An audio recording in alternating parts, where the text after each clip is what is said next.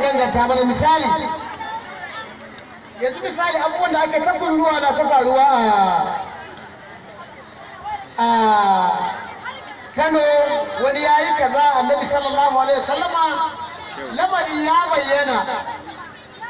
ana so a gano cewa wanda suka wayannan abubuwa wayansu mutane ne wanda dama sun gaji kin Shehu Ibrahim sun gaji kin Tijjaniya saboda kullum idan watan maulidin Shehu ya zo sai sun hayi wayansu mutane sun shirya irin wannan abubuwan nan don a dangana wa Shehu wani abu wanda ya kama wanda yanayin yana ƙayyata abin misali zan yi tawaye duk wanda ya bi manzan Allah a duniya an tara yabon da aka yi wa manzan Allah tun daga zamanin sahabbai har ya zuwa zamanin Shehu Ibrahim an tara baitotinsu gaba ɗaya baitocin da Shehu ya yi a kan annabi ya fi nasu gaba ɗaya ya haɗa nasu ya ƙara yanzu mai wannan baitocin za a iya samun wanda yake da alaƙa da shi wanda zai soki annabi zai yiwu na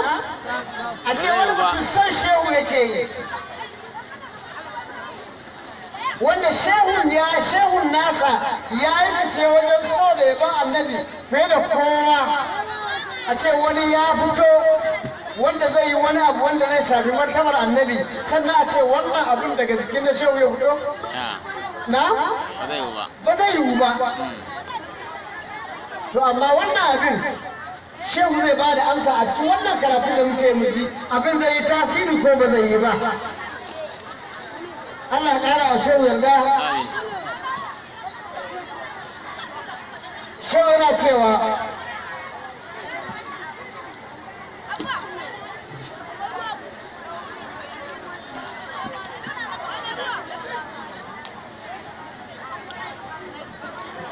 wadda ta samu muna kunnan uwar shegu muna zama kurame daga ƙagen mai ƙage a cikinmu sannan muna jurewa cutarwar halitta domin wanda ya awwala fi kullina wanda ya ƙagi ƙarya ya dangana mana mu mutanen shehu gaba ɗaya mu